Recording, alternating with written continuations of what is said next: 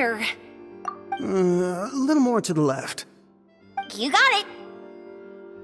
Hey, Yoimiya, do you need a hand? No, I'm fine. You know, doing the lighting is kind of like designing a fireworks show.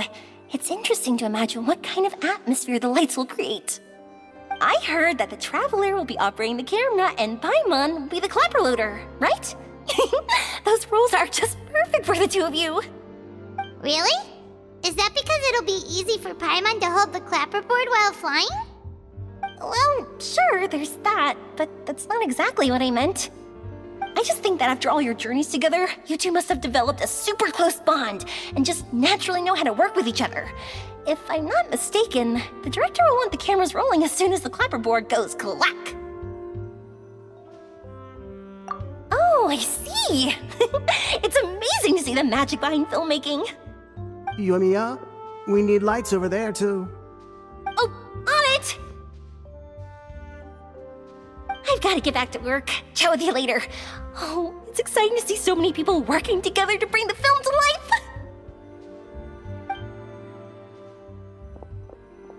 Seems like Yoimiya's really getting into it. But she was right. We do have a super close bond, don't we? Paimon's really happy to hear that.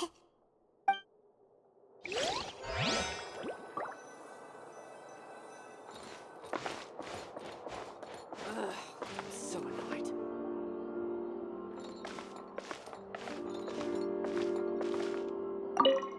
Ah, so this is what a musket looks like. Not exactly.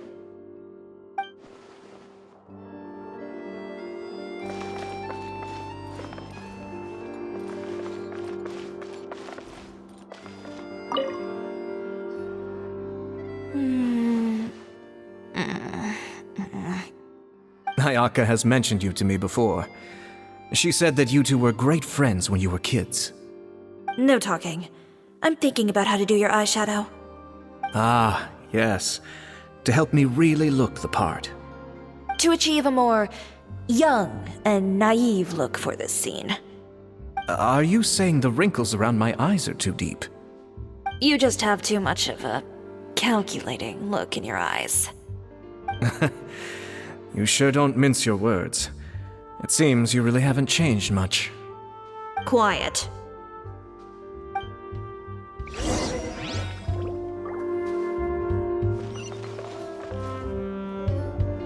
So, this is a real musket? No, it's just a prop weapon.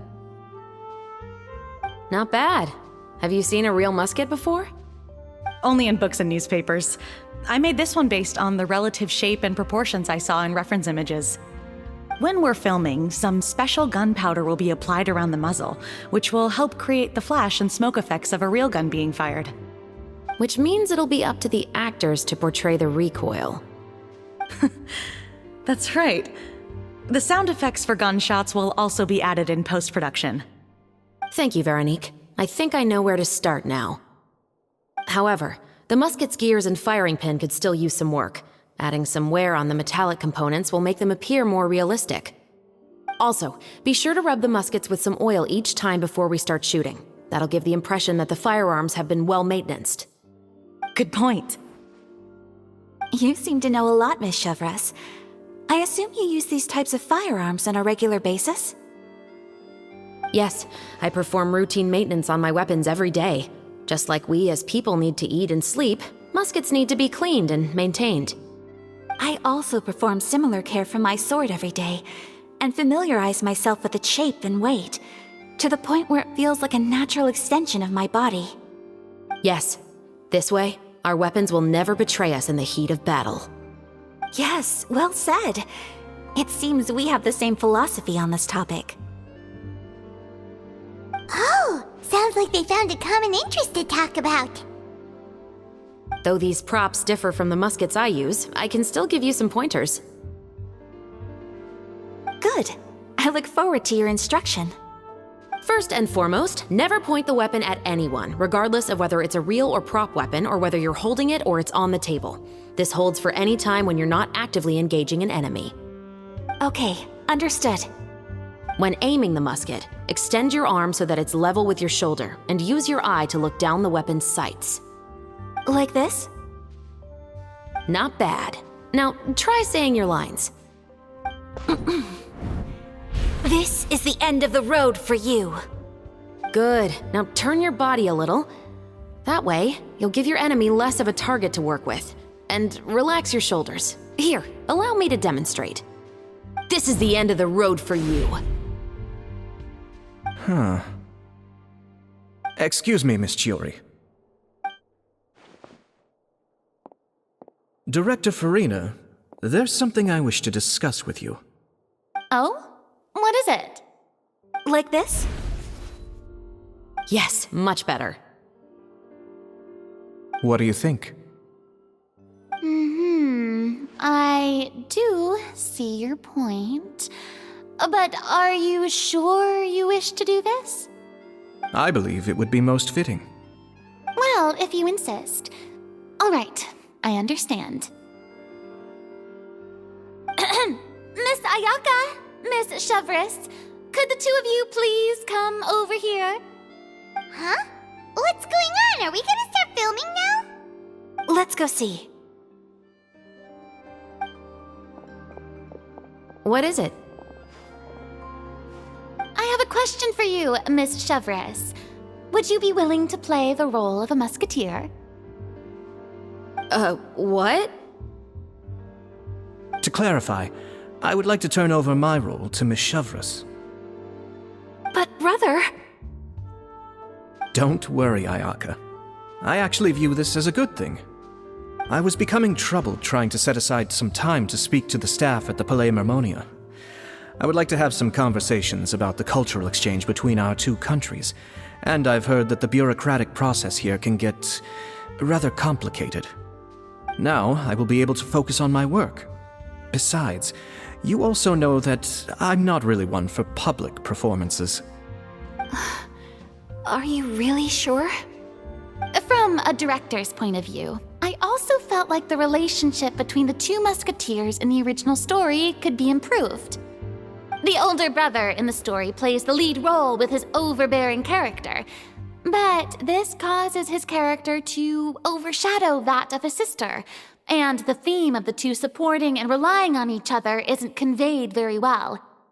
But if we were to change the siblings to two sisters of a similar age, then that aspect of the story might come through more clearly. Also, I've seen you instructing Ayaka. That cold and dignified personality is exactly what we need for the older musketeer.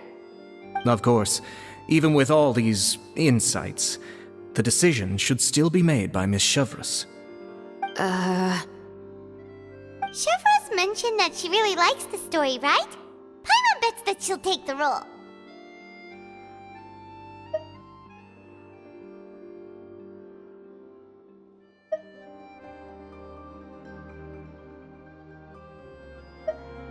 All right, I'll take the role. Good. It's decided then. I'll get started on making edits to the script. We'll also need to make some immediate adjustments to the lighting, props, and costumes.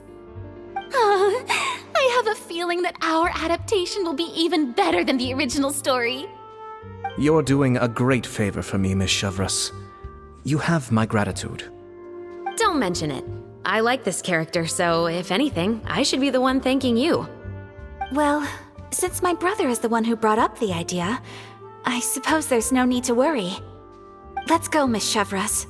I look forward to working with you. Please, just call me Chevres.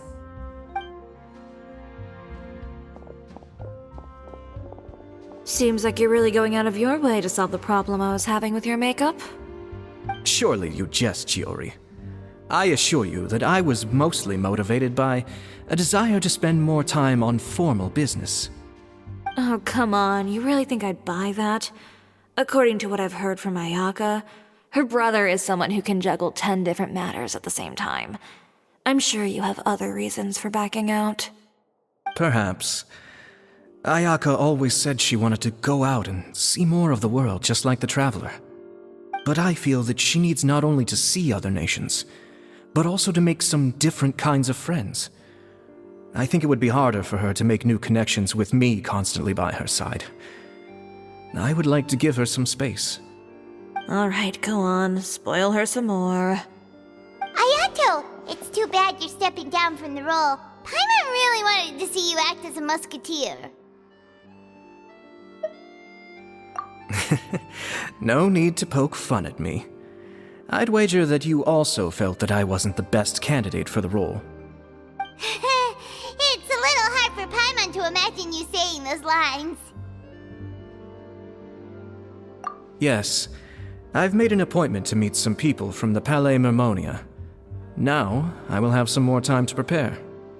Traveler, get the camera ready. Paimon, get the clapperboard. Actors, to your positions. We're about to start shooting the first scene.